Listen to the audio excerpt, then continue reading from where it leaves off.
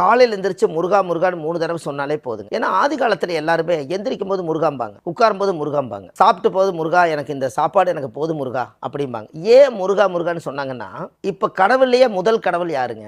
முதல் கடவுள் விநாயகர். அப்படித்தான் எல்லாம் சொல்லிட்டு இருக்காங்க. விநாயகர் காலப்போக்கில் பார்த்தீங்கன்னா விநாயகர் தலை தனியா இருந்ததை உருவாக்கப்பட்டது. ஆனா முருகர் இயற்கையாவே சிவனுடைய குழந்தையாவே வராங்க. கரெக்டுங்களா? அப்போ இவர் ரொம்ப ஆக்ரோஷமா அண்ணன் தம்பி கிட்ட சண்டை போடும்போது பிரச்சனை என்னன்னா, செயற்கைக்கும் இயற்கைக்கும் பிரச்சனை வந்ததுனால தான் அந்த பழக்கதை வந்ததுக்கு காரணம். கரெக்டுங்களாமா?